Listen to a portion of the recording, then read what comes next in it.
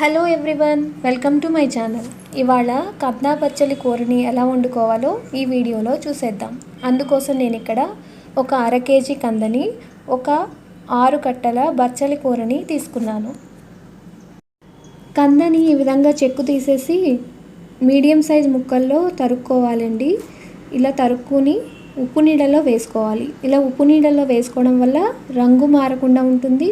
అలాగే కందకి అప్పుడప్పుడు కొంచెం చేతులకి దురదగా ఉంటుందండి. కందకి అలాంటివి కూడా రాకుండా ఉంటాయి. ఉప్పు నీళ్ళలో వేసుకుని తరుక్కోవాలి. ఈ విధంగా గిన్నెలో తరిగి పెట్టుకున్న కందని అలాగే బచ్చలాకుని కూడా వేసి ఒక గ్లాస్ వాటర్ పోసి కుక్కర్లో 3 విజిల్స్ వచ్చే వరకు మెత్తగా ఉడికించుకోవాలి. చిన్న నిమ్మకాయ సైజ్ అంతా చింతపండు తీసుకొని ఒక గిన్నెలో నీళ్లు పోసి నానబెట్టుకోవాలి. తర్వాత కూరలో వేసుకోవడానికి ఆవపిండి కోసం ఒక స్పూన్ ఆవాల్ని ఒక మిక్సర్లో వేసి ఆవపిండి సిద్ధం చేసుకోవాలి. ఈ విధంగా ఆవపిండిని సిద్ధం చేసుకోవాలి. కుక్కర్లో ఉడికించి పెట్టుకున్న కందాబచ్చలి ముక్కల్ని ఇలా చిల్లులున్న ఒక గిన్నెలోకి వేసేస్తే నీళ్ళు ఏమన్నా ఉంటే స్ట్రెయిన్ అయిపోతాయి.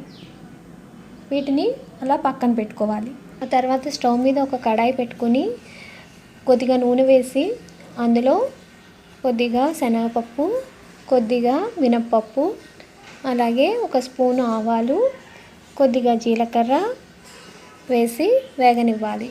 అలాగే ఇందులో 2 ఎండుమిరపకాయ ముక్కలు కూడా వేసుకుని పోపుని వేగనివ్వాలి. ఇందులో ఉడికించి పెట్టుకున్న కందాబచ్చలి ముక్కల్ని కూడా వేసి ఒకసారి బాగా కలుపుకోవాలి. ఇందులోనే రుచికి సరిపడా ఉప్పు వేసుకుని తర్వాత కొద్దిగా పసుపు వేసుకోవాలి. వేసుకుని ఒకసారి బాగా కలుపుకోవాలి.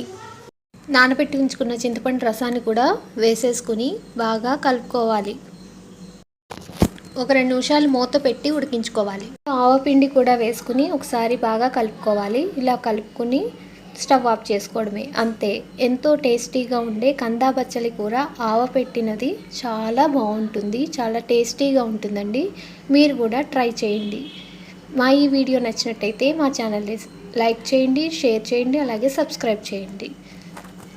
మరో చక్కటి వీడియోలో మళ్ళీ కలుద్దాం. అంతవరకు సెలవు. Thank you.